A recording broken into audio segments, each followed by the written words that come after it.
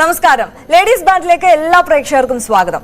സ്ത്രീകളുടെ ആരോഗ്യ പ്രശ്നങ്ങൾ, അവരുടെ ശാരീരിക മാനസിക ആരോഗ്യ സംരക്ഷണവും എന്നിവയുമായി ബന്ധപ്പെട്ടിട്ടുള്ള വിഷയങ്ങളാണ് ലേഡീസ് ബാൻഡിൽ എല്ലാ തിങ്കളാഴ്ചയും നമ്മൾ കൈകാര്യം ചെയ്യുന്നത്. ഇന്ന് സ്ത്രീകളുടെ ദന്താരോഗ്യമാണ് നമ്മുടെ വിഷയം. പുരുഷന്മാരെക്കാൾ സ്ത്രീകളിലാണ് ദന്താരോഗ്യ പ്രശ്നങ്ങൾ കൂടുതലായി കാണുന്നത്. പക്ഷേ പലപ്പോഴും തുടക്കഘട്ടത്തിൽ അതിനെ അവഗണിക്കുന്ന സമീപനമാണ് പലരും കൈക്കൊള്ളുന്നത്. അതിനാൽ തന്നെ വലിയ ആരോഗ്യ പ്രശ്നങ്ങളിലേക്ക് ഇത് കൊണ്ടെത്തിക്കാറുമുണ്ട്. പല പ്രായത്തിലും ഈ ഹോർമോൺ വ്യതിയാനം അനുസരിച്ച് പല തരത്തിലുള്ള ദന്താരോഗ്യ പ്രശ്നങ്ങളും സ്ത്രീകൾക്കുണ്ടാകാം. അതിനെ എങ്ങനെ തിരിച്ചറിയാം, ചികിത്സിക്കാം, ദന്താരോഗ്യ സംരക്ഷണം എങ്ങനെ വേണം എന്നതിനെയൊക്കെ കുറിച്ച് നമ്മളോട് സംസാരിക്കാൻ ഡോക്ടർ തീർത്ഥ ഹേമന്താണ് എത്തിയിട്ടുള്ളത്. ഏറ്റുമാനൂർ തീർത്ഥാസ് ടൂത്ത് അഫയേഴ്സിലെ ചീഫ് ഡെന്റൽ സർജനാണ് ഡോക്ടർ തീർത്ഥ. സ്വാഗതം ഡോക്ടർ ലേഡീസ് ബാൻഡിലേക്ക്. സ്വാഗതം. അപ്പോൾ നമ്മൾ തുടക്കത്തിൽ ഈ സൂചിപ്പിച്ചതുപോലെ തന്നെ ഈ സ്ത്രീകളിലാണ് ദന്താരോഗ്യ പ്രശ്നങ്ങൾ കൂടുതലായിട്ടുള്ളത്. പക്ഷെ അത് പല ആളുകൾക്കും അറിയില്ല. അപ്പം ഈ പോസ്റ്റർ കണ്ടിട്ട് തന്നെ പല ആളുകളും എന്നോട് ചോദിച്ചു, ഈ ദന്താരോഗ്യ പ്രശ്നത്തിന് ഇങ്ങനെ സ്ത്രീകൾ പുരുഷന്മാർ എന്നൊക്കെ വ്യത്യാസമുണ്ടോ എന്നുള്ളത്. പക്ഷേ അതേക്കുറിച്ചാണ് നമ്മൾ ഇന്ന് സംസാരിക്കാനും പോകുന്നത് അല്ലേ. അപ്പം ഈ സ്ത്രീകളുടെ ദന്താരോഗ്യം, അവരുടെ ഈ പല ഹോർമോൺ വ്യതിയാനം മൂലം പല പ്രായത്തിൽ പല ഘട്ടത്തിൽ പലതരത്തിലുള്ള ആരോഗ്യ പ്രശ്നങ്ങൾ വരാറുണ്ട്. അപ്പം ഈ ദന്താരോഗ്യം സംരക്ഷിക്കേണ്ടത്, വായയുടെ ആരോഗ്യം സംരക്ഷിക്കേണ്ടത് സ്ത്രീകളെ സംബന്ധിച്ച് എത്രത്തോളം ഇമ്പോർട്ടൻ്റ് ആയിട്ടുള്ള കാര്യമാണ്? ഓക്കെ, നമ്മുടെ സ്ത്രീകൾക്ക് പല ഘട്ടങ്ങളുണ്ട്. അതായത് ഒരു ചൈൽഡ്ഹുഡിൽ നിന്ന് പ്യൂബർട്ടിയിലേക്ക് പോവും, പിന്നെ പ്രഗ്നൻസി, പിന്നെ അത് കഴിഞ്ഞ ഡെലിവറി, പിന്നെ മെനോപോസ്. അങ്ങനെ സ്ത്രീകൾക്ക് പല ഹോർമോണൽ വ്യതിയാനങ്ങൾ വരുന്ന ഘട്ടങ്ങളുണ്ട്. ഈ ഘട്ടങ്ങളിലൊക്കെ കൂടുതലും നമ്മുടെ ശരീരത്തിൽ പല മാറ്റങ്ങളും വരാം. ശരീരത്തിൽ മാറ്റങ്ങൾ വരുന്നത് പോലെ തന്നെ വായിലും മാറ്റങ്ങൾ വരാം. അതിൽ ഏറ്റവും മുന്നിട്ട് നിൽക്കുന്നതാണ് മോണരോഗങ്ങൾ. അതായത് മോണയിൽ ചില തടിപ്പുകൾ കാണാം, മോണയിൽ കളർ മാറ്റം, മോണയിൽ നിന്ന് ബ്ലീഡിങ്, ഇങ്ങനെയൊക്കെ പ്രശ്നങ്ങൾ എല്ലാ ഹോർമോണ വ്യതിയാനങ്ങളുടെ ഘട്ടങ്ങളിലും കാണാറുണ്ട്. അപ്പം എപ്പോഴും നമ്മളൊരു റുട്ടീൻ ചെക്കപ്പ് ഒരു 6 മാസം കൂടുമ്പോൾ ഒരു ഡെന്റൽ സർജനെ കാണിച്ച് അതിൽ എന്താ ഡിറ്റക്ട് ചെയ്ത് കറക്റ്റ് ട്രീറ്റ്മെൻറ്റ് എടുക്കുന്നത് നല്ലതായിരിക്കും. ഇത് പ്രത്യേകിച്ച് പറയാൻ എന്താ കാണുന്നത് വെച്ചാൽ, സ്ത്രീകൾ മിക്ക ആൾക്കാരും നമ്മൾ ജോലി ചെയ്യുന്ന ആൾക്കാർ വീട്ടിലെ പ്രശ്നങ്ങൾ, വീട്ടിലെ കാര്യങ്ങൾ, കുട്ടികളുടെ കാര്യങ്ങൾ, ഹസ്ബൻഡ്സിൻ്റെ കാര്യങ്ങൾ, സോ എല്ലാ കാര്യങ്ങളും ചെയ്യുന്നതിടയ്ക്ക് സ്വന്തം കാര്യം ചെയ്യാൻ പലരും മറന്നുപോകും. അപ്പം എപ്പോഴും നേരത്തെ ഡിറ്റക്ട് ചെയ്യാനും നേരത്തെ മനസ്സിലാക്കി അതിനനുസരിച്ചുള്ള ട്രീറ്റ്മെൻറ്റ് ചെയ്യുന്നതാണ് നല്ലത്. സോ ഒരു റുട്ടീൻ ഡെന്റൽ ചെക്കപ്പ് എപ്പോഴും നല്ലതാണ്. അപ്പം ഈ ഓരോ പ്രായത്തിൽ ഓരോ പ്രശ്നങ്ങളെ കുറിച്ച് പറഞ്ഞല്ലോ. അപ്പം നമ്മൾ ഓരോ ഘട്ടമായിട്ട് എടുത്ത് അതിനെക്കുറിച്ച് ചർച്ച ചെയ്യാമെന്ന് എനിക്ക് തോന്നുന്നു. അതായത് ഇപ്പം കുട്ടികളായിരിക്കുമ്പോൾ പ്രധാനമായിട്ടും എന്തൊക്കെ ഇഷ്യൂസ് വരുന്നു, ടീനേജിൽ എന്തൊക്കെ പ്രശ്നങ്ങൾ വരുന്നു, അതോടൊപ്പം ഈ ഹോർമോണൽ ചേഞ്ചസ് കൊണ്ട് പ്രധാനമായും എന്ത് ഇഷ്യൂ വരുന്നു എന്നുള്ളതിനെ കുറിച്ചൊന്ന് പറയാമോ? അതായത് ഒരു പ്യൂബർട്ടി സ്റ്റേജ് കഴിയുമ്പോൾ ചില വായിൽ ചില അൾസേഴ്സ്, ഈ പീരീഡ്സിൻ്റെ സമയത്തൊക്കെ ചെറിയ ചെറിയ കാങ്കർ സോഴ്സ് ഒക്കെ വരാറുണ്ട്. പിന്നെ ചില മോണരോഗങ്ങൾ വരാറുണ്ട്. പിന്നെ ടീനേജിലേക്ക് കടക്കുമ്പോൾ, അതായത് 17-18 വയസ്സ് കഴിയുമ്പോഴാണ് നമുക്ക് വിസ്ഡം ടൂത്ത്. എല്ലാവർക്കും അറിയാമല്ലോ, നമ്മുടെ വായിൽ 32 പല്ലുണ്ട്. അതിൽ ഓരോ സൈഡിലായിട്ട് 8 പല്ലുകൾ, മൊത്തം 8 പല്ല്, അതായത് 8, 4, 32 പല്ലുകൾ. ഈ അവസാനത്തെ പല്ലിനാണ് നമ്മൾ വിസ്ഡം ടൂത്ത് പറയുന്നത്, തേർഡ് മോളാർ. ഒരു ടീനേജ് സമയത്ത്, അതായത് 17 to 26 ഇയേഴ്സിലാണ് വായിലേക്ക് അത് ഇറപ്റ്റ് ആവുന്നത്. അപ്പം മിക്ക ആൾക്കാർക്കും ഈ വിസ്ഡം ടൂത്ത് വരുമ്പോൾ പല ബുദ്ധിമുട്ടുകൾ, വേദന, ഭക്ഷണം കഴിക്കാനുള്ള ബുദ്ധിമുട്ട്, ചെവിയിലേക്ക് വേദന, മോണയിൽ തടിപ്പൊക്കെ ഉണ്ടാവാറുണ്ട്. സോ നമ്മളെപ്പോഴും ഒരു ടീനേജ് സ്റ്റേജിലേക്ക് കടക്കുമ്പോൾ ഒരു ഡെന്റിസ്റ്റിനെ കാണിച്ച് മോണയുടെ പ്രശ്നങ്ങൾ മനസ്സിലാക്കാം, വായിൽ എന്തെങ്കിലും അൾസേഴ്സ് ഉണ്ടോ എന്ന് മനസ്സിലാക്കാം, കൂടാതെ വിസ്ഡം ടൂത്തിൻ്റെ ഇറപ്ഷൻ എങ്ങനെയാണ് അത് വരുന്നതെന്ന് മനസ്സിലാക്കാം, അതിനുള്ള ട്രീറ്റ്മെൻറ്റ് എന്താണെന്ന് നോക്കാം. അപ്പം വിസ്ഡം ടൂത്ത് കറക്റ്റ് അലൈൻമെൻറ്റിലാണ് വരുന്നത്, അതായത് കറക്റ്റ് പൊസിഷനിൽ ഹെൽത്തി ആയിട്ടാണ് വരുന്നത്. വേറെ ബുദ്ധിമുട്ടുകളൊന്നും ഇല്ലെങ്കിൽ അത് എടുത്ത് മാറ്റേണ്ട ആവശ്യമില്ല. പക്ഷെ എന്തെങ്കിലും ബുദ്ധിമുട്ടുണ്ടെങ്കിൽ, അതായത് തൊട്ടടുത്ത പല്ലിനേക്ക് അത് പുഷ് ചെയ്യുകയാണ്, അല്ലെ നെർവ്സിനെ പുഷ് ചെയ്യുകയാണ്, അല്ലെ അവിടെ എപ്പോഴും ഭക്ഷണം കയറിയിരിക്കുകയാണ്, അല്ലെ മുഴുവനായിട്ട് പുറത്തോട്ട് വരാത്ത അവസ്ഥ, പാർഷ്യലി ഇറപ്റ്റഡ്, അങ്ങനെയൊക്കെ ആവുമ്പം നമ്മളത് എടുത്ത് കളയേണ്ട ആവശ്യം വരും. അപ്പോൾ ടീനേജിൽ നമ്മളെപ്പോഴും, പിന്നെ കൂടാതെ നമ്മുടെ ടീനേജ് കുറച്ചുകൂടെ ഭക്ഷണ രീതി, ടീനേജേഴ്സ് കൂടുതൽ ഹോംലി ഫുഡിനെക്കാട്ടും പ്രിഫർ ചെയ്യുന്നത് പുറത്തുനിന്ന് കാർബണേറ്റഡ് ഡ്രിങ്ക്സ് അല്ലെങ്കിൽ എന്താ പറയുക ബർഗേഴ്സ് അങ്ങനത്തെ കഴിക്കുമ്പോൾ നമ്മൾ കുറച്ചുകൂടെ ശ്രദ്ധിക്കേണ്ട ആവശ്യമുണ്ട് ഹൈജീനെ കുറിച്ച്. കാർബണേറ്റഡ് ഡ്രിങ്ക്സ് കഴിക്കാൻ പല്ലിന് പുളിപ്പ് വരാനുള്ള സാധ്യതകളൊക്കെ ഉണ്ട്. എനിക്ക് തോന്നുന്നു ഒരു ടീനേജ് അല്ലെങ്കിൽ ഒരു യൂത്ത്ഫുൾ ആയിട്ടുള്ള ഒരു പീരീഡിൽ തന്നെ ഇപ്പോൾ ഒരുപാട് ആളുകൾക്ക് ഈ പല്ലിൽ ക്യാവിറ്റി അങ്ങനെയുള്ള ഒരുപാട് പ്രശ്നങ്ങളും ഇപ്പം വരുന്നുണ്ടെന്നല്ലേ. അപ്പം അങ്ങനെയുള്ള പ്രശ്നങ്ങൾ വരുമ്പോൾ പൊതുവെ എന്താണ് ഈ പല്ല് എടുത്തു കളയാന്നുള്ളത് അത്ര നിസ്സാരപ്പെട്ട ഒരു കാര്യമല്ലല്ലോ. അപ്പം അതിന് പ്രാഥമികമായിട്ട് ചെയ്യുന്ന ഒരു ട്രീറ്റ്മെന്റ് എന്തായിരിക്കും? എപ്പോഴും ക്യാവിറ്റീസ് വരുമ്പോൾ നമ്മൾ എപ്പോഴും അടച്ചു കൊടുക്കുകയാണ് ചെയ്യുന്നത്. അതായത് ഡെപ്ത് ഓഫ് ദ ക്യാവിറ്റി, എത്രമാത്രം ആഴമുണ്ട് പല്ലിൻ്റെ കേടിന് അതിനനുസരിച്ചാണ് നമ്മളെപ്പോഴും ട്രീറ്റ്മെൻറ്റ് ചെയ്യേണ്ടത്.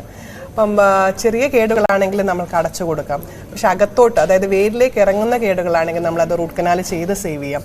അപ്പോൾ തീരെ സേവ് ചെയ്യാൻ പറ്റാത്ത പല്ലുകളാണെങ്കിൽ നമ്മൾ ചിലപ്പോൾ അത് എടുത്തു കളയേണ്ടി വരും. എടുത്തു കളയുകയാണെങ്കിൽ തന്നെ അവിടെ വേറൊരു പല്ല് സ്ഥിരമായി വെക്കേണ്ട ആവശ്യമുണ്ട്. കാരണം പല്ല് നമുക്ക് സംസാരിക്കാനും ചവയ്ക്കാനും ഭംഗിക്കും ആവശ്യമാണ്. 3 ഫങ്ഷൻസിനും നമുക്ക് ആവശ്യമാണ്. പിന്നെ എല്ലിൻ്റെ വളർച്ചയ്ക്കും ആവശ്യമാണ്. So teeth is really important. തീർച്ചയായും. മറ്റൊരു കാര്യം, മറ്റൊരു പ്രധാനപ്പെട്ട ഘട്ടം എന്ന് പറയുന്നത് ഒരു സ്ത്രീയുടെ ആരോഗ്യത്തിലെല്ലാം ഒരു ഹോർമോണൽ ബേസിസിലാണെങ്കിലും എല്ലാം വലിയൊരു മാറ്റം സംഭവിക്കുന്നത് ഈ ഗർഭാവസ്ഥയിലാണ്. അപ്പോൾ ഈ പല്ലിൻ്റെ ആരോഗ്യം പ്രത്യേകം ശ്രദ്ധിക്കേണ്ട കാര്യമുണ്ട്.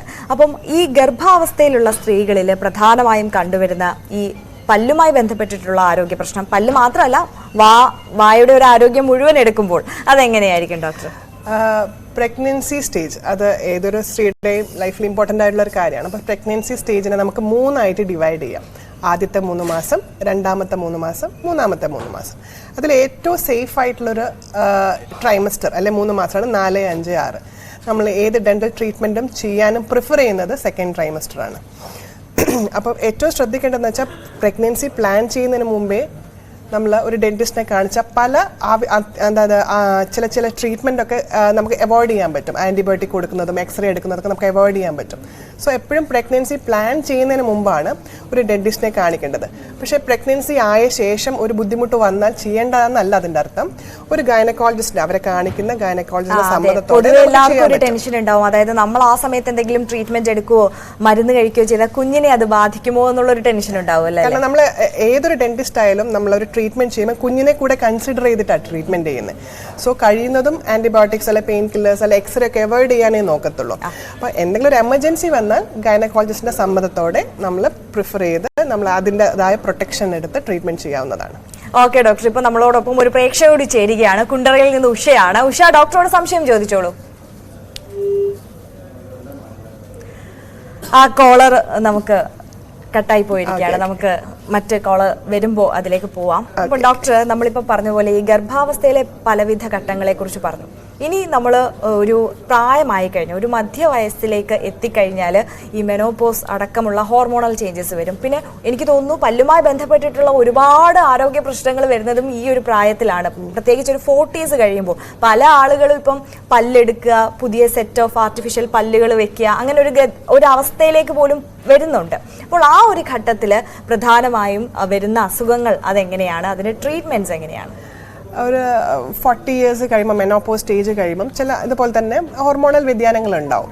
അപ്പോൾ ഈ ഹോർമോണൽ വ്യതിയാനങ്ങൾ കാരണവും നമ്മുടെ മോണയിൽ മാറ്റങ്ങളുണ്ടാവും. അതിൽ മുന്നിട്ട് നിൽക്കുന്നത് മോണരോഗങ്ങൾ തന്നെയാണ്.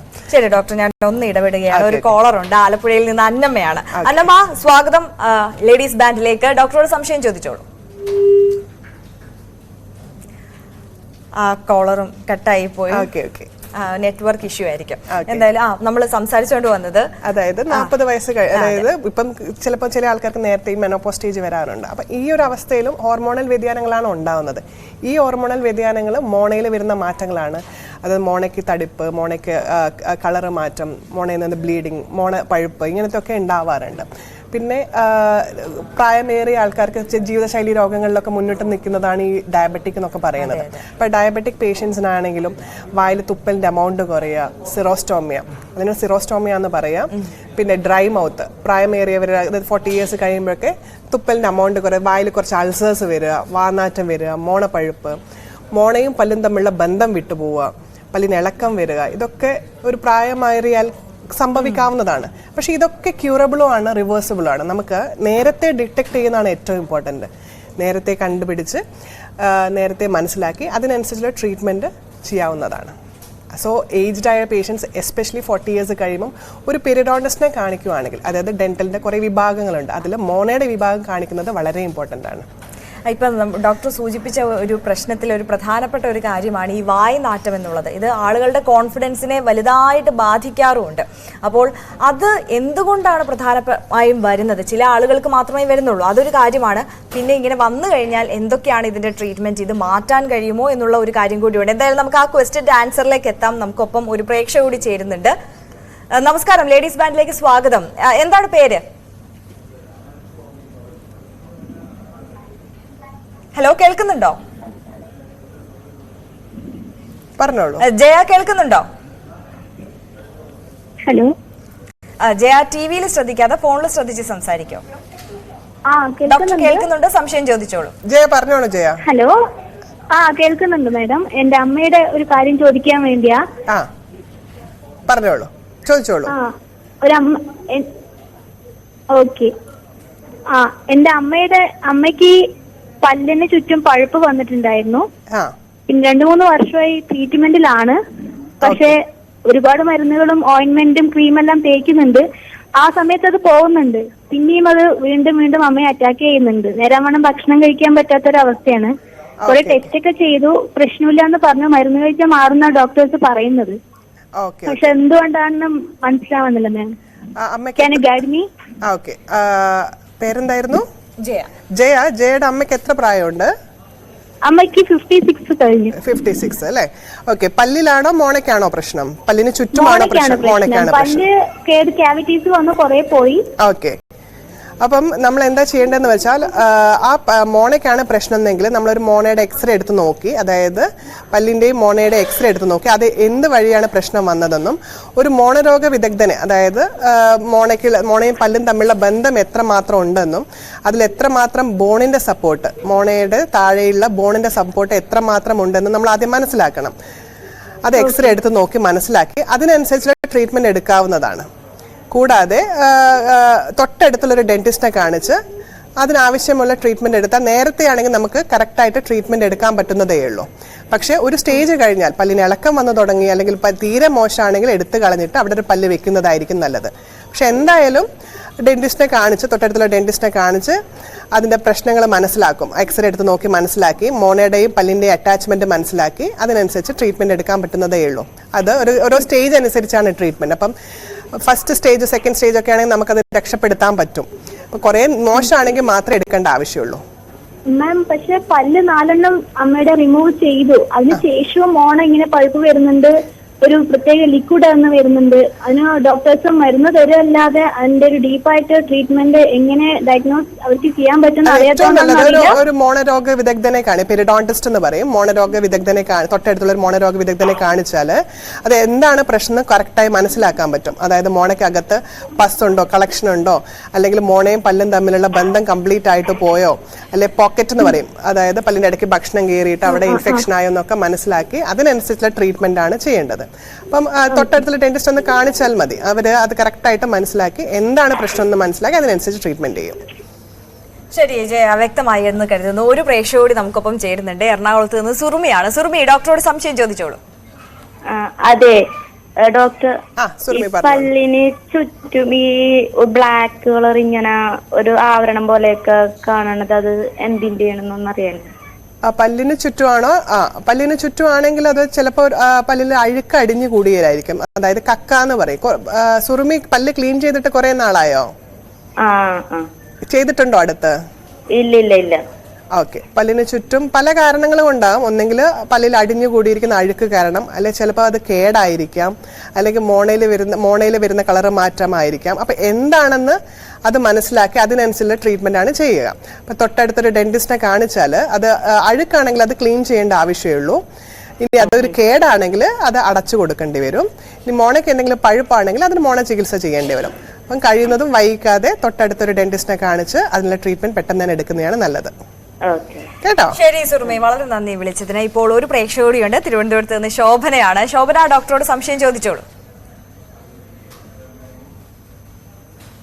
ശോഭന കേൾക്കുന്നുണ്ടോ? ശരി, ശോഭനയുടെ കോള് കട്ടായിട്ടുണ്ട്. അപ്പൊ നമ്മൾ സംസാരിച്ചുകൊണ്ടിരുന്നത് വാൽനാറ്റം, അത് എന്തുകൊണ്ട് വരുന്നു, അതിന്റെ ട്രീറ്റ്മെന്റ് എങ്ങനെയാണ് എന്നുള്ളതിനെ കുറിച്ചാണ്. വായനാറ്റം എന്ന് പറഞ്ഞാൽ നമ്മളെ എല്ലാവർക്കും നമ്മൾ സംസാരിക്കുമ്പോൾ വായനാറ്റമുണ്ട്. എല്ലാവരും കോൺഫിഡൻസിനെ വരെ എഫക്റ്റ് ചെയ്യാവുന്നതാണ്. പല കാരണങ്ങൾ കൊണ്ട് വായനാറ്റം ഉണ്ടാവും. വായിലെ കാരണങ്ങൾ കൊണ്ടും അതായത് വായിലല്ലാത്ത കാരണങ്ങൾ കൊണ്ടും. വായിലെ കാരണങ്ങളാണെങ്കിൽ നമ്മുടെ വായിൽ എന്തെങ്കിലും ഫംഗൽ ഇൻഫെക്ഷൻ ഉണ്ടെങ്കിൽ, വായിൽ അഴുക്ക്, അതായത് പ്ലാക്ക് ആൻഡ് കാൽക്കുലസ് എന്ന് പറയും, അങ്ങനെ അഴുക്ക് അടിഞ്ഞു കൂടിയിരിക്കുന്നുണ്ടെങ്കിൽ, വായിൽ എന്തെങ്കിലും പഴയ പൊട്ടിയ പല്ലുകൾ, അതിൻ്റെ ഇടയ്ക്ക് ഭക്ഷണം കയറിയിരിക്കുന്നുണ്ടെങ്കിൽ, പഴയ കുറ്റിപ്പല്ലുകളുണ്ടെങ്കിൽ, നാക്കിൽ എന്തെങ്കിലും ഫംഗൽ ഇൻഫെക്ഷൻസ്, അങ്ങനെ കുറേ കാരണങ്ങൾ അകത്തുണ്ടായിരിക്കുന്ന കുറേ കാരണങ്ങൾ കൊണ്ട് വാനാറ്റം ഉണ്ടാവാം. പിന്നെ ഒരു കാരണമാണ് ഡ്രൈ മൗത്ത്. നമ്മുടെ ശരീരത്തിൽ വെള്ളത്തിൻ്റെ അമൗണ്ട് കുറയുമ്പോൾ അല്ലെങ്കിൽ ഡീഹൈഡ്രേഷൻ ആകുമ്പോഴും വാനാറ്റം ഉണ്ടാവാറുണ്ട്. പിന്നെ വായിലല്ലാത്ത കാരണങ്ങളും ഉണ്ടാവാം. വായിലല്ലാത്ത കാരണം നമുക്ക് ചില ഡയബറ്റിക് പേഷ്യൻസ് അല്ലെങ്കിൽ ലിവർ പേഷ്യൻസിനൊക്കെ ചില വാനാറ്റങ്ങളും ഉണ്ടാവും. അപ്പം നമ്മൾ അതിനനുസരിച്ചുള്ള എന്താണ് പ്രശ്നം എന്ന് മനസ്സിലാക്കുകയാണ് ചെയ്യേണ്ടത്. അതായത് അപ്പം വായിലെ ചെറിയ ചെറിയ കുറ്റിപ്പല്ലുകളാണെങ്കിൽ അത് എടുത്തു കൊടുക്കുക, വാ വൃത്തിയായി ക്ലീൻ ചെയ്യുക. അതൊരു നമ്മുടെ വീട്ടിൽ നിന്ന് റൂട്ടീൻ ഓറൽ ഹൈജീൻ മെഷേഴ്സ് പോലെ അത് പറ്റുന്നില്ലെങ്കിൽ തൊട്ടടുത്ത ഡെന്റിസ്റ്റ് അടുത്ത് പോയിട്ട് വാ മൊത്തമായിട്ടൊന്ന് ക്ലീൻ ചെയ്യുക. പിന്നെ പൊട്ടിയ പല്ലുകളുണ്ടെങ്കിൽ അത് അടച്ചു കൊടുക്കുക. വായിലെന്തെങ്കിലും ഫംഗൽ ഇൻഫെക്ഷൻ ഉണ്ടെങ്കിൽ അത് ട്രീറ്റ് ചെയ്യുക. അപ്പം വായിലത്തെ പ്രശ്നങ്ങളൊക്കെ മാറ്റുക. പിന്നെ കറക്റ്റ് ഡയറ്റ്, നമ്മുടെ സ്പൈസി ഫുഡ്സ് ഒഴിവാക്കുക, നല്ലപോലെ വെള്ളം കുടിക്കുക. പിന്നെ ടങ് ക്ലീനിങ്, മിക്ക ആൾക്കാരും മറക്കുന്ന ഒരു കാര്യമാണ് നാക്ക് ക്ലീൻ ചെയ്യുന്നത്. ടങ് കറക്റ്റായിട്ട് ക്ലീൻ ചെയ്യുക. പിന്നെ you can use mouth fresheners also. Mouth fresheners ഉപയോഗിക്കുക, മൗത്ത് വാഷ് ഉപയോഗിക്കുക, നല്ലപോലെ ഹൈഡ്രേറ്റ് ചെയ്യുക. ഇതൊക്കെ ചെയ്താൽ ഒരു പരിധി വരെ ശേഷം ഉടനെ മൗത്ത് വാഷ് ഉപയോഗിക്കാൻ പാടുണ്ടോ, അങ്ങനെയൊക്കെ കുറെ ആളുകൾക്ക് ഡൗട്ട് ഉണ്ടാവാനുള്ള ഒരു സാധ്യതയുണ്ട്. കേട്ടിട്ടുണ്ട് ആൾക്കാർ ഇങ്ങനെ അങ്ങനെ ചെയ്യാൻ പാടുണ്ടോ, ഇതൊക്കെ കെമിക്കൽ അല്ലേ, മൗത്ത് വാഷ് യൂസ് ചെയ്യാമോ അങ്ങനെ എന്നൊക്കെ. അത് ആക്ച്വലി കുഴപ്പമൊന്നും ഒരു പ്രശ്നം ഉണ്ടാക്കില്ല അല്ലേ? അങ്ങനെയല്ല. നമ്മൾ ഈ മൗത്ത് വാഷ്, നമ്മളൊരു മൗത്ത് റിൻസ് എന്ന് പറയുന്നത് നമ്മളൊരു അഡ്ജന്റായിട്ടാണ് ഉപയോഗിക്കുന്നത്, അതൊരു അഡിറ്റീവായിട്ട് ഉപയോഗിക്കുന്നതാണ്. നമ്മൾ മൗത്ത് വാഷ് മാത്രം ഉപയോഗിച്ചുകൊണ്ട് വാ ക്ലീൻ ആവണമെന്നില്ല. നമ്മൾ റുട്ടീനായിട്ട് ചെയ്യേണ്ട ബ്രഷ് ചെയ്യണം, ഫ്ലോസ് ചെയ്യണം. അതിനൊരു അഡ്ജന്റായിട്ടാണ് നമ്മൾ ഈ മൗത്ത് വാഷ് ഉപയോഗിക്കുന്നത്. മൗത്ത് വാഷ് 2 രീതിയിൽ ഉപയോഗിക്കാം. ഒന്ന് ഒരു അസുഖത്തിന് വേണ്ടി തെറാപ്യൂട്ടിക്കലിയും, ഒന്ന് കോസ്മെറ്റിക് വാനാട്ടത്തിന് വേണ്ടിയും. അപ്പം എന്താണ് ആവശ്യം അനുസരിച്ചാണ് ചെയ്യുന്നത്. തീർച്ചയായും. അപ്പം വാനാട്ടത്തിന് നമ്മൾ daily non alcoholic mouth wash ഉപയോഗിക്കാം. പിന്നെ പുളിപ്പിനുള്ള മൗത്ത് വാഷ് ഉണ്ട്, പിന്നെ ഗം കെയറിനുള്ള മൗത്ത് വാഷ് ഉണ്ട്, സെൻസിറ്റിവിറ്റിക്കുള്ള മൗത്ത് വാഷ്. എന്താണ് ആവശ്യം അതിനനുസരിച്ചാണ് നമ്മൾ മൗത്ത് വാഷ് കൊടുക്കുക. യൂഷ്വലി ഉപയോഗിക്കുന്നത് ബ്രഷ് ചെയ്ത ശേഷമാണ് ഉപയോഗിക്കുന്നത്. അത് ഒരിക്കലും വിഴുങ്ങാൻ പാടില്ല, സ്വിഷ് ചെയ്യാനേ പാടുള്ളൂ. നമ്മളൊരിക്കലും മൗത്ത് വാഷ് ഇറക്കാൻ പാടില്ല. അപ്പം മൗത്ത് വാഷ് ഉപയോഗിച്ച് കഴിഞ്ഞാൽ ഒരു 10-15 മിനിറ്റ്സിലേക്ക് പിന്നെ വായിലേക്ക് ഭക്ഷണമോ വെള്ളമോ എടുക്കാൻ പാടില്ല. ശരി ഡോക്ടർ, ഒരു പ്രേക്ഷകരോട് ചേരുന്നുണ്ട്. ഷമീനയാണ്. ഷമീന, ഡോക്ടറോട് സംശയം ചോദിച്ചോളൂ. പറഞ്ഞ ഷമീന. ഹലോ ഷമീന, കേൾക്കുന്നുണ്ടോ? കേൾക്കുന്നുണ്ട് ഷമീന. മോളെ കാര്യത്തിനായിരുന്നു. ആ പറഞ്ഞോളൂ. അവള് ബ്ലഡ് വരും പല്ലിന്റെ, അത് മോണയിന്ന്. കേൾക്കുന്നുണ്ട്. മോക്ക് എത്ര വയസ്സായി? 22 വയസ്സ്. ഓക്കെ. ഷമീന, മോള് പല്ല് ക്ലീൻ ചെയ്തിട്ട് എത്ര നാളായി? ഒരു 8 മാസമൊക്കെ കഴിയും പല്ല് ക്ലീൻ ചെയ്തിട്ട്. ഹലോ ഷമീന, ദയവായി ടിവിയിൽ ശ്രദ്ധിക്കാതെ ഫോണിൽ ശ്രദ്ധിച്ച് സംസാരിക്കാൻ ശ്രമിക്കുക. ബ്രഷ് ചെയ്യുമ്പോൾ പല്ലിൽ നിന്ന് ബ്ലഡ് വരുന്നതിന് പൊതുവേ നമ്മൾ മിക്കവാറും മോണയിൽ നിന്നാണ് ബ്ലഡ് വരുന്നത്, പല്ലിൽ നിന്നല്ല. അത് മോണരോഗത്തിന്റെ ചെറിയ ലക്ഷണങ്ങൾ നമുക്ക് ബോഡി തന്നെ തരുന്നതാണ്, സിംറ്റംസ് എന്ന് പറയും. അതിന് മെയിൻ കാരണം നമ്മുടെ ബ്രഷിങ് രീതി കറക്റ്റ് ആവാതിരിക്കുന്നതും, അല്ലെങ്കിൽ മോണയിൽ അടിഞ്ഞുകൂടിയിരിക്കുന്ന അഴക്ക് കാരണം, അല്ലെങ്കിൽ ഈ പ്ലാക്ക് ആൻഡ് കാൽക്കുലസ് കക്ക കാരണം ഉണ്ടാകുന്ന മോണപ്പഴുപ്പാണ് കാരണം. അപ്പം അതിൽ ശ്രദ്ധിക്കേണ്ട കാര്യം എന്ന് വെച്ചാൽ നമ്മൾ വീട്ടിൽ നിന്ന് കറക്റ്റായിട്ട് ബ്രഷ് ചെയ്യണം 2 നേരം. കൂടാതെ നല്ലപോലെ മോണ ബ്ലീഡിങ് ഉണ്ടെങ്കിൽ പെട്ടെന്ന് തന്നെ തൊട്ടടുത്ത ഡെന്റിസ്റ്റിനെ കാണിച്ച് അതിനുള്ള കാരണം മനസ്സിലാക്കുക. എന്തുകൊണ്ടാണ് ആ മോണ ബ്ലീഡിങ് ഉള്ളത്? കാരണം അഴുക്ക് കാരണമോ മോണപ്പഴുപ്പ് കാരണമാണോ, ജിഞ്ചിവൈറ്റിസ് കാരണമെന്നോ മനസ്സിലാക്കി അതിനനുസരിച്ചുള്ള ട്രീറ്റ്മെൻറ്റ് എടുക്കുന്നതായിരിക്കും നല്ലത്. സോ പെട്ടെന്ന് തന്നെ അത് തൊട്ടടുത്തൊരു ഡെന്റിസ്റ്റിനെ കാണിച്ച് ഈ കാര്യങ്ങൾ പറഞ്ഞു കൊടുക്കുക. അപ്പോൾ അവരത് മനസ്സിലാക്കി എന്താ പ്രശ്നം എന്ന് മനസ്സിലാക്കി അതിന് ട്രീറ്റ്മെൻറ്റ് എടുക്കുന്നതാണ്. ഓക്കെ ഷമീന, വ്യക്തമായി എന്ന് കരുതുന്നു. എന്തായാലും ഡോക്ടർ, നമ്മൾ സംസാരിച്ചുകൊണ്ട് വന്ന ടോപ്പിക്കിലേക്ക് തിരികെ വരികയാണെങ്കിൽ, ഇപ്പം വായ്നാറ്റത്തെക്കുറിച്ചൊക്കെ നമ്മൾ പറഞ്ഞു. ഈ ഹൈപ്പർ സെൻസിറ്റിവിറ്റി അത് സ്ത്രീകൾക്കാണ് പുരുഷന്മാരെക്കാൾ കൂടുതൽ ഉണ്ടാകുന്നത്. എന്തുകൊണ്ടാണത്? അതിനെന്താണ് ട്രീറ്റ്മെന്റ് ആയിട്ട് പൊതുവെ നൽകാറുള്ളത്? ഈ ഹൈപ്പർ സെൻസിറ്റിവിറ്റി എന്ന് പറയുന്നത് നമുക്ക് പല കാരണങ്ങളും ഉണ്ടാവാം. അതായത് ഡെന്റിനൽ സെൻസിറ്റിവിറ്റി, ഒന്നെങ്കിൽ പല്ല് പൊട്ടിയത്, പല്ലിന് ക്രാക്സ് ഉള്ളത് കൊണ്ടാകാം, അല്ലെങ്കിൽ അമർത്തി ബ്രഷ് ചെയ്യുന്നത്, ബ്രഷിംഗ് ടെക്നിക്ക് കാരണം ഇനാമൽ നഷ്ടപ്പെടുന്നത് കൊണ്ടാവാം, അല്ലെങ്കിൽ എന്തെങ്കിലും ഒരു പല്ല്, അതായത് മോണ ഇറങ്ങിപ്പോകുന്നത് കൊണ്ടാവാം, അല്ലെങ്കിൽ പല്ല് തേയ്മാനം കൊണ്ടുണ്ടാവാം. പല കാരണങ്ങളുണ്ട്. അല്ലെ പല്ല് കേടാവുന്നത് കൊണ്ടാവും. എന്താണ് അതിൻ്റെ മെയിൻ റീസൺ എന്ന് കണ്ടുപിടിക്കുകയാണ് ആദ്യം ചെയ്യേണ്ടത്. എന്തുകൊണ്ടാണ് ഈ സെൻസിറ്റിവിറ്റി വന്നത്? പല്ല് തേയ്മാനം കൊണ്ടാണോ, പല്ല് പൊട്ടിയത് കൊണ്ടാണോ, അല്ലെങ്കിൽ മോണ രോഗം കൊണ്ടാണോ, അല്ലെങ്കിൽ മോണ ഇറങ്ങിപ്പോയത് കൊണ്ടാണോ, അല്ലെങ്കിൽ പല്ലിൽ എന്തെങ്കിലും ക്രാക്ക് ഉള്ളത് കൊണ്ടാണോ? എന്താണ് അതിന് റീസൺ എന്താണെന്ന് കറക്റ്റ് ഡയഗ്നോസ് ചെയ്ത് അതിന് ഇവാലുവേറ്റ് ചെയ്ത് അതിനനുസരിച്ചുള്ള ട്രീറ്റ്മെൻ്റ് ആണ് ചെയ്യേണ്ടത്. ഡോക്ടർ ഇപ്പം പ്രേക്ഷകരോട് സംസാരിക്കുമ്പോൾ പൊതുവെ ചോദിച്ചു കണ്ടൊരു ചോദ്യമാണ് ഈ പല്ല് ക്ലീൻ ചെയ്തിട്ട് എത്ര കാലമായി എന്നുള്ളത്. അപ്പോൾ ഈ പൊതുവെ ഒരു ഡെന്റൽ ഇഷ്യൂ ഇല്ലാത്ത ആളുകളും ഇങ്ങനൊരു പീരിയോഡിക്കലി ഒരു റുട്ടീൻ ചെക്കപ്പ് നടത്തുക, ക്ലീൻ ചെയ്യുക, അത് അത്യാവശ്യമാണോ? എന്തായാലും അത്യാവശ്യമാണ്. അതായത് നമുക്ക് ഈ റുട്ടീൻ ഡെന്റൽ ചെക്കപ്പ് കാരണം നമുക്ക് പല പ്രശ്നങ്ങളും നേരത്തെ ഡിറ്റക്ട് ചെയ്യാനും അതൊരു വേഴ്സസ് സ്റ്റേജിലേക്ക് പോവാതിരിക്കാനും നമുക്ക് പറ്റും. അതായത് റുട്ടീൻ ഡെന്റൽ ചെക്ക് കാരണം എങ്ങനെ patient correct oral hygiene measures, അതായത് കറക്റ്റായി ബ്രഷ് ചെയ്യുന്നുണ്ടോ, കറക്റ്റായിട്ട് ഓറൽ ഹൈജീൻ കൊണ്ടുപോകുന്നുണ്ടോ, അല്ലെങ്കിൽ വായിൽ എന്തെങ്കിലും കേട് വരുന്നുണ്ടോ, അത് നേരത്തെ പ്രിവെൻറ്റ് ചെയ്യാൻ പറ്റുമോ, അല്ലെങ്കിൽ കേട് വന്നത് ആഴത്തിൽ പോവാതിരിക്കാനും, അതായത് നേരത്തെ ഡിറ്റക്ട് ചെയ്യാനും. പിന്നെ ചില ആര്യാണ് പറയുന്ന പോലെ ചില ക്യാൻസേഴ്സ്, ഓറൽ ക്യാൻസേഴ്സ് ഒക്കെ നമുക്ക് സ്റ്റേജസ് വൈകുന്തോറും ട്രീറ്റ്മെന്റ് ഡിഫിക്കൽട്ടാണ്. അപ്പം നേരത്തെ മനസ്സിലാക്കാനൊക്കെ നമുക്കത് പറ്റും. അപ്പോൾ ഒരു റൂട്ടീൻ ഓറൽ ഹൈജീൻ ചെക്കപ്പ് എപ്പോഴും അത് ഒരു രോഗിയെ അപേക്ഷിച്ച് അത് അവർക്ക് നല്ലതേ വരത്തുള്ളൂ. ഈ ഇന്റേണലി ഉള്ള പല അസുഖങ്ങളുടെയും ഇതേപോലെ ഒരു സൈൻ ചിലപ്പോൾ വായിലാണ് പലപ്പോഴും കാണുന്നത്, ഈ ക്യാൻസർ പോലുള്ളത്. അപ്പോൾ അങ്ങനെയുള്ളതൊക്കെയും നമുക്ക് ഈ റുട്ടീൻ ചെക്കപ്പിലൂടെ കണ്ടുപിടിക്കാൻ കഴിയും എന്നുള്ളതാണ് ഈ റുട്ടീൻ ചെക്കപ്പിലെ ഒരു പ്രധാനപ്പെട്ട കാര്യം. മറ്റൊരു കാര്യം, ഈ പല്ലുമായി ബന്ധപ്പെട്ടിട്ട് പൊതുവെ എല്ലാവർക്കും അറിയാവുന്ന കാര്യം ഈ ബ്രേസസ് ഇടുന്നതാണ്. അത് ഈ സ്മൈൽ ഡിസൈനിങ്ങുമായിട്ട് ബന്ധപ്പെട്ടിട്ടാണ്. ഇപ്പം പൊതുവെ ഈ ടീനേജിലുള്ള കുട്ടികളൊക്കെയാണ് കൂടുതലായും ഈ സ്മൈൽ ഡിസൈനിങ് അതിലേക്കൊക്കെ വരുന്നത്, പല്ല് നിരയുക്തതാക്കുക, അങ്ങനെയുള്ളൊരിത്. അപ്പം അത് ആക്ച്വലി ഒരു ഹെൽത്ത് ഇഷ്യൂ ആയിട്ടാണോ, അല്ലെങ്കിൽ നമ്മളൊരു കോസ്മെറ്റിക് ഇഷ്യൂ ആയിട്ട് മാത്രം കണ്ടാൽ മതിയോ?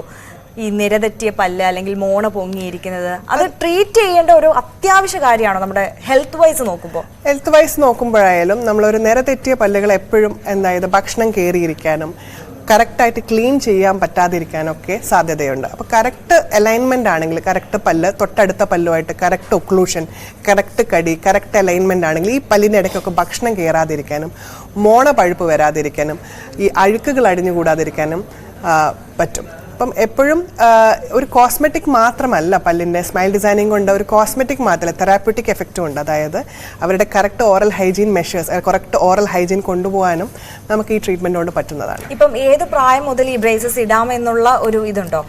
ബ്രേസസ് അല്ല, നമ്മൾ ഒരു കുട്ടിയുടെ അല്ല ഒരു ഒരു ഒരു ഒരു പെൺകുട്ടി അവിടെ ആൺകുട്ടിയുടെ അവരുടെ കറക്റ്റ് പല്ലിൻ്റെ അലൈൻമെൻറ്റ് ചെക്കപ്പ് നടത്തുന്നത് 8 വയസ്സിലാണ്. മിക്ക ആൾക്കാരുടെ ഒരു തെറ്റിദ്ധാരണ എന്ന് പറഞ്ഞാൽ 12-13 വയസ്സ് അല്ലെ 15 വയസ്സ് കഴിഞ്ഞാലാണ് കമ്പി ഇടേണ്ട ആവശ്യമുള്ളൂ. കമ്പി ഇടുന്നതല്ല, നമ്മൾ അത് നേരത്തെ ഡിറ്റക്ട് ചെയ്യാനാണ് ഏറ്റവും ഇമ്പോർട്ടൻറ്റ്. ഒരു 8 വയസ്സിലാണ് ആദ്യത്തെ ഓർത്തോ ചെക്കപ്പ്, അതായത് പല്ലിൻ്റെ അലൈൻമെൻറ്റ് ചെക്കപ്പ് ചെയ്യേണ്ടത് 8 വയസ്സിലാണ്. അപ്പോൾ 8 വയസ്സിലാകുമ്പോൾ നമുക്ക് നേരത്തെ മനസ്സിലാക്കാമോ താടി വളർച്ച എങ്ങനെയാണ്, മുകളിലത്തെ തടിയും കീഴ്ത്തടിയും എങ്ങനെയാണ് വളരുന്നത്, മോണയുടെ വളർച്ച കൂടുതലുണ്ടോ, താടിയുടെ വളർച്ച കുറവാണോ. അപ്പം ഒരു പ്യൂബേർട്ടി സ്റ്റേജിന് മുമ്പാണെങ്കിൽ നമുക്ക് പല കറക്ഷനും എല്ലിൽ വരുത്താൻ പറ്റും. പക്ഷെ കമ്പി ഇടുന്നത് ഒരു സെക്കൻഡ് സ്റ്റേജ് ആയിട്ട് ചെയ്താലും മതി. പക്ഷേ നേരത്തെ അറിയാൻ പറ്റും ഇത് വേഴ്സസ് സ്റ്റേജിലേക്ക് പോകുന്നുണ്ടോ. ശരി ഡോക്ടർ, നമ്മുടെ സമയം ഇവിടെ അവസാനിക്കുകയാണ്. എന്തായാലും സ്ത്രീകളുടെ ദന്താരോഗ്യം എന്നുള്ള വിഷയത്തിലാണ് നമ്മൾ ഇന്ന് സംസാരിച്ചുകൊണ്ടിരുന്നത്. നമുക്കൊപ്പം ഉണ്ടായിരുന്നത് ഡോക്ടർ തീർത്ഥ ഹേമന്ത് ആണ്. തീർത്ഥാസ് ടൂത്ത് അഫയേഴ്സിലെ ചീഫ് ഡെന്റൽ സർജനാണ്. ഏറ്റുമാനൂരുള്ള തീർത്ഥാസ് ടൂത്ത് അഫയേഴ്സിലെ ചീഫ് ഡെന്റൽ സർജൻ ആണ് ഡോക്ടർ. അപ്പോൾ വളരെ നന്ദി ഡോക്ടർ, ഞങ്ങളോടൊപ്പം ചേർന്നതിനും ഇത്രയും സമയം സ്പെൻഡ് ചെയ്തതിനും. Thank you so much. Thank you. അപ്പോൾ മറ്റൊരു വിഷയവുമായി അടുത്ത ദിവസം കാണാം. ലേഡീസ് ബാൻഡ് പൂർണ്ണമാവുകയാണ്. നമസ്കാരം.